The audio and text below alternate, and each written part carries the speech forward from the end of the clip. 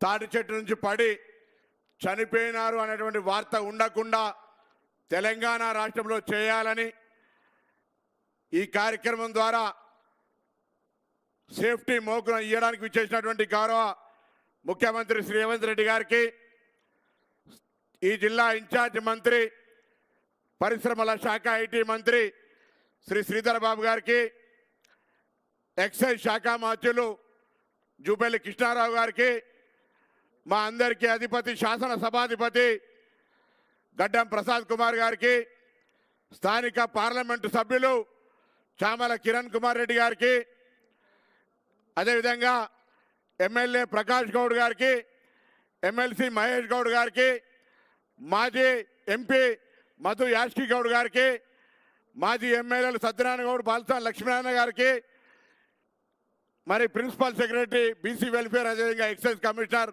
జిల్లా కలెక్టర్ తదితర అధికారులందరికీ, వేదిక మీద ఉన్న ఇతర పెద్దలకు, ప్రభుత్వ సలహాదారు, ఈ కార్యక్రమం అనేక సందర్భాల్లో చర్చించినటువంటి పెద్దలు వేం నరేందర్ రెడ్డి గారికి అందరికీ పేరు పేరున హృదయపూర్వకంగా నమస్కారం తెలియజేస్తా ఉన్నా.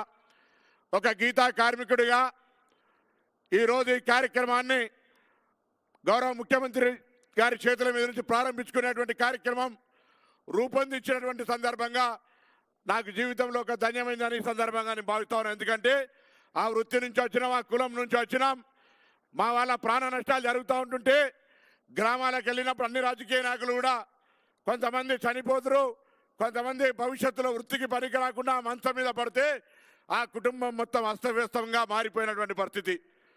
జీవితకాలం అంగవైకల్యం అయితే ప్రాణం పోయి జీవితకాలం అంగవైకల్యంతో ఆరోగ్యంగా మరి వైద్య చికిత్స కూడా చేసుకునేటువంటి ఇబ్బంది ఉండేటువంటి పరిస్థితులలో ఈరోజు 2-3 అంశాలను మన తెలంగాణ ప్రభుత్వం పక్షాన, ప్రజాపాలన పక్షాన, ముఖ్యంగా కుల వృత్తి చేసుకునేటువంటి గీతా కార్మికులు ఈ వృత్తి బాగుంటే కుండలమైనటువంటి కుమ్మరి వాళ్ళు కావచ్చు, కమ్మరి వడ్రంగి కావచ్చు, అనేకమైనటువంటి కులాలకు సంబంధించి చేయుత వాల్యూ అడిషన్గా ఆ వృత్తులన్నీ కూడా బతికేటువంటి అవకాశం ఉంటుంది. కాబట్టి ఇందులో కావాల్సిన ప్రధానమైన 2-3 అంశాలు, ఒకటేమో రాను రాను వనం అంతరిస్తూ ఉంది. ఆ అంతరించే వనంలో రాష్ట్ర ప్రభుత్వం పక్షాన, అటవీ శాఖ పక్షాన అనేక లక్షల కోట్ల రూపాయలు ఖర్చు పెట్టి మొక్కలు నాటుతూ ఉన్నాం. ఆ మొక్కల వల్ల ఆక్సిజన్ వస్తూ ఉండవచ్చు, కానీ ఆదాయం వస్తలేదు.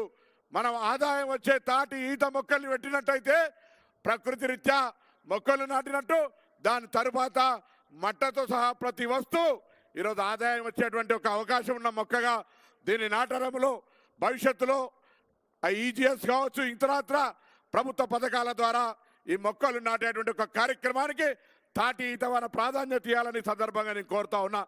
అంతేకాదు ప్రభుత్వ స్థలాలు ఎక్కడెక్కడ ఉన్నాయో ల్యాండ్ రియల్ ఎస్టేట్ పెరిగినా ప్రభుత్వం కూడా జాగా గుంజుకోలేనటువంటి విధంగా రోడ్లు కావచ్చు, ప్రాజెక్టులు కావచ్చు, ఎక్కడెక్కడైతే ప్రభుత్వ స్థలాలు ఉన్నాయో వాటి దగ్గర మ్యాండేటరీగా తాటి ఈత చెట్లు పెంచే విధంగా ప్రభుత్వం ఆదేశాలు ఇవ్వాల్సిందిగా గౌరవ ముఖ్యమంత్రి గారు హృదయపూర్వకంగా కోరుతా ఉన్నా. దాంతో పాటుగా ఈరోజు మరి చనిపోయేటువంటి పాత వాళ్ళకి సంబంధించి కొద్దిగా బకాయిల్ని దయచేసి దాదాపు 7 కోట్ల చిల్లర గత ప్రభుత్వంకు సంబంధించిన బకాయి అయినప్పటికీ కూడా దయతో వాటిని కూడా మరి కేటాయించే విధంగా చేయాల్సిందిగా నేను ఈ సందర్భంగా కోరుతా ఉన్నా. దాంతోపాటు ఎక్కడైనా గ్రామీణ ప్రాంతాల్లో ఇప్పటికి కూడా ప్రభుత్వ భూమి కొంత పనికి రాకుండా ఉన్నటువంటి భూమిని దయచేసి చెట్లు పెంచుకోవడానికి కూడా గతంలో జీవో నెంబర్ 560 ఉండే, దానికంటే ముందు కోటి వెలుగుల కింద కూడా కార్యక్రమం ఉండే. ఈరోజు మళ్ళీ మనం ఒక కొత్త పేరు మీద కాటమయ్య స్థల సేకరణ ఏదైనా పేరు పెట్టి చెట్ల పెంపకం పేరు మీద ఉన్నా తప్పకుండా గీతా కార్మికులకు వనాలు పెంచుకోవడానికి స్థలాన్ని ఇవ్వాల్సిందిగా ఈ సందర్భంగా నేను కోరుతా ఉన్నా. దాని తర్వాత ఈరోజు మా వాళ్ళందరూ కోరుతా ఉన్నారు, వాళ్ళకు చెట్ల దగ్గరికి పోవాలంటే రేపు ట్రాఫిక్ దృష్ట్యా ఇంకా ఇతరత్ర చెట్లు బాగా తిరగాల్సి ఉంటుంది. రోజు 10-15 చెట్లు ఎక్కుతారు కాబట్టి వారందరికీ మోపెట్లు కూడా ఇవ్వాలని కోరారు. గతంలో ఎప్పుడో 10 ఏళ్ల కింద ఇచ్చారు. తెలంగాణ వచ్చినాక సింగిల్ బెనిఫిట్ లేని కమ్యూనిటీ ఉంటే గీతా కార్మికుల కమ్యూనిటీ, ఒక్క రూపాయి కూడా ప్రభుత్వ పరంగా గత 10 ఏళ్లలో సహకారం అందలేదు.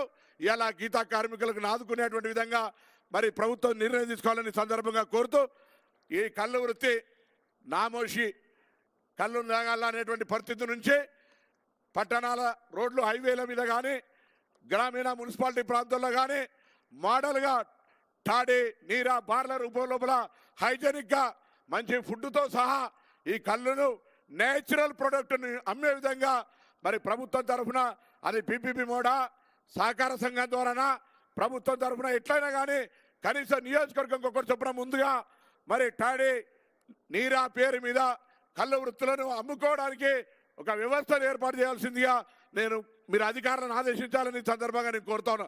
తప్పకుండా, ఎందుకంటే ఇవాళ కూడా ఈ కార్యక్రమం చేస్తూ ఉంటుంటే ఏం సాధించారని కొంతమంది కులంలో అన్నప్పుడు చాలామంది ఒక ఆ మాట ఈ మాట మాట్లాడతారు. అయినా ఈ సందర్భంగా ఖార్గే గారు ఒక మాట యాదకొచ్చింది, బక్రీద్ మే బచ్చతో మొహర్రం మే నా సక్తే.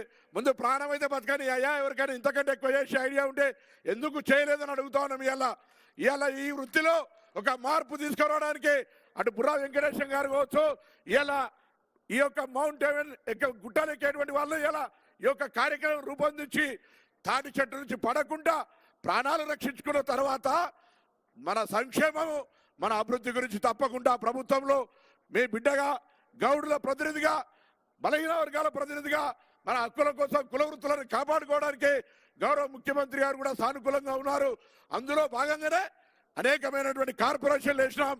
కులగణన అనేటువంటి కార్యక్రమాన్ని భారతదేశంలో బీహార్ తర్వాత మొట్టమొదటిగా శాసన తీర్మానం చేసి 150 కోట్ల రూపాయలు ఇచ్చి ముందుకు తీసుకుపోతా ఉన్నాం. కాబట్టి దయచేసి ప్రతిపక్షాలు ఎన్ని మాట్లాడినా కుల వృత్తికి సంబంధించి అన్ని కులాల యొక్క సంక్షేమం కొరకు పాటుపడే ఈ ప్రభుత్వం తప్పకుండా గీతా కార్మికుల బిడ్డగా ఈ అంశాలను తప్పకుండా పరిగణలోకి తీసుకోవాలని గౌరవ ముఖ్యమంత్రి గారు కోరుతూ ఈ కార్యక్రమానికి వచ్చినటువంటి అందరికీ కూడా వేదిక మీద పెద్దలందరికీ ఇక్కడికి వచ్చేటువంటి నా కుటుంబ సభ్యులందరూ కూడా పేరు పేరు ధన్యవాదాలు చెప్తూ సెలవు తీసుకుంటా ఉన్నాను.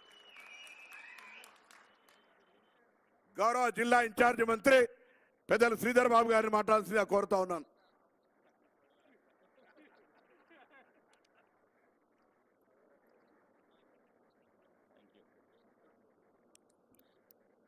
అందరికీ నమస్కారం.